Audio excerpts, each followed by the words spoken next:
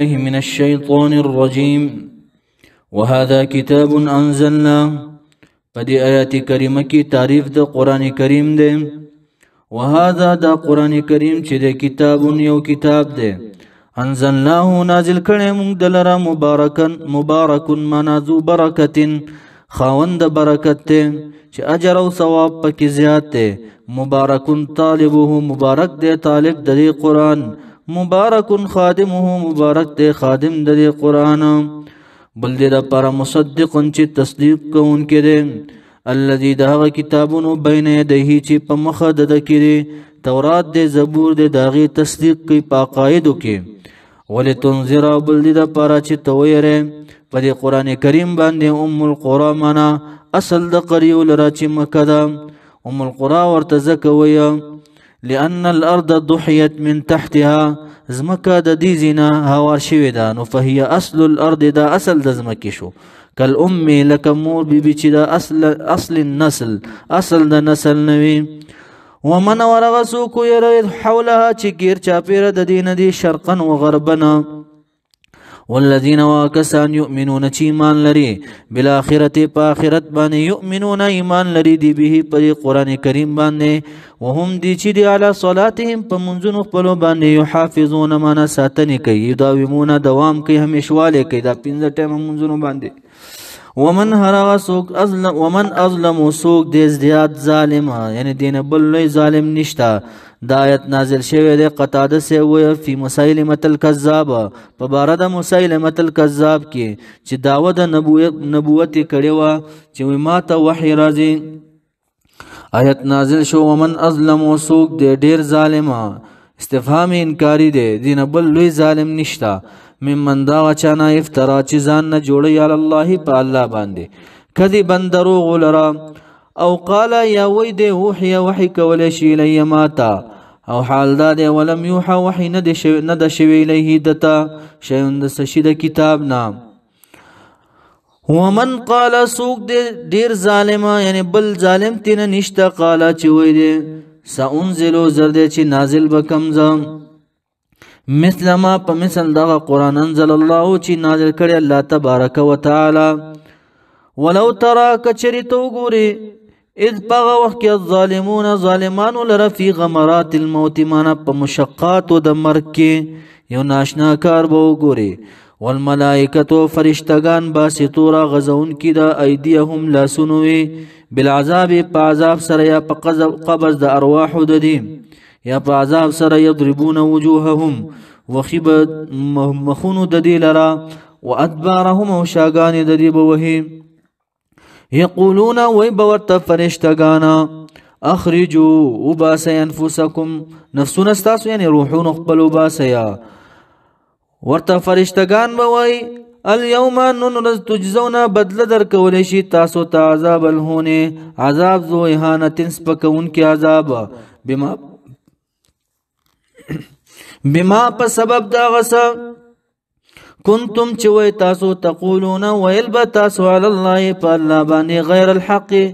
غير د حقنا وكنتم اوي تاسو عن آياته داياتن د الله تبارك وتعالى تستكبرون كبر بمو کولو ويقول الله لهم يوم القيامه وبويدي لر الله تبارك وتعالى پورز د قیامت ولقد خامخ پتاکید سره جئتمون راغلی تاسو مونږ فرادا منا یوازی راغلی بلا مال ولا ولد ولا لباس بغیر د مالنا بغیر د اولادنا بغیر د لباسنا بغیر د بیبیانو راغی تاسو یوازی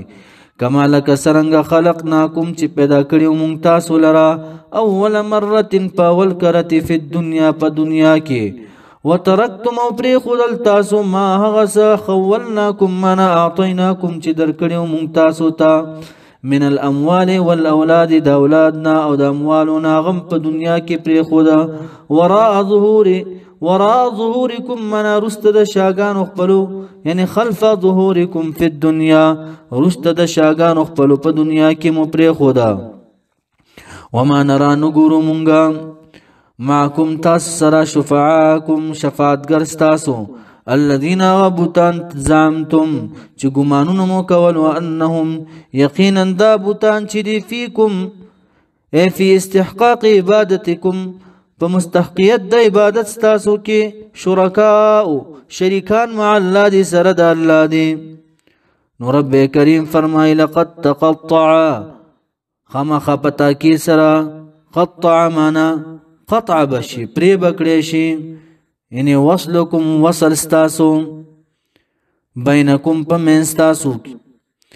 وضل ورک بشي عنکم ستاسونا ما هغه بوتان کنتم چې وای تاسو تزعمونا ګمان به مکولو چې دا به زمون شفاعت وکړي نو مشغول بشي په ځانونو خپلو باندې. دلیل عقلی بیان الہ العالمین ان الله یقینا الله تبارک وتعالى فالق الحب چون کې د دانې دی والنوا او د زړې دی. دانې نه مراد د غنم شو وغیره او نوانه زړی نه مراد د کجوري زړې شو.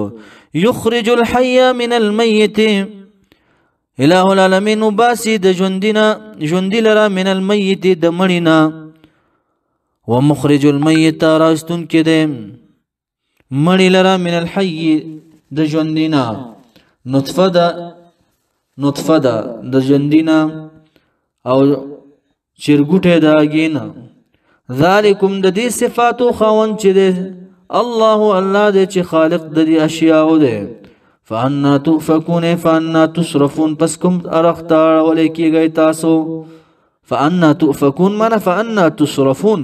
پس کوم ارختا ولیکيږي تاسو. فالق الاصباح بل دلیل عقلی ده الہ داسې ذات ده چې چون کې د سبا ده یعنی تیار بوزي او رڼا راولي. وجعل غرزون کې ده الليل د شپې لره سکنن وقت د آرام والشمس او نور لرا والقمر سپوږمۍ لره حسبانا علی د حساب دی. ذالک دا سچ بیان شو تقدیر منا تدبیر دا هغه ذات دی العزیز چې غالب ذات دی العلیم پوی ذات دی. وهو الذي دا الله ذات دی جعل منا خلق چې پیدا کړی لكم تاسو لره النجوم ستوري ولی لتهتدوا د پاره چې تاسو لاره بیامومي بها په ستورو باندې فی ظلمات البر پتیارو د وچی کې والبحر او پتیارو د بحر کې. قد پتا کی سراب فصلنا تفصیلی بیان کړي مونږه آیات نخي لقوم د پاره د قوم یعلمون چې علم لري. وهو الذي دا الله ذات انشاكم من خلقكم چې پیدا کړي تاسو لرا من نفس واحده د نفس واحده چې آدم علی السلام دی. فمستقر من فلكم مستقر پس تاسو د پاره زید قرار دی چې دنیا دا. یا عبد الله ابن مسعود سے وای چې رحم دا امهات استاسو دی. ومستودع منا او زید امانت دی چې قبر دی یا اصلاب الاباء شاگان د پلاران استاسو. نو قد پتا کی سره فصلنا تفصیلی بیان کړي مونږه آیات نخي لقوم د پاره د قوم کوم یو قوم يفقهون چې فقه لري پويږي.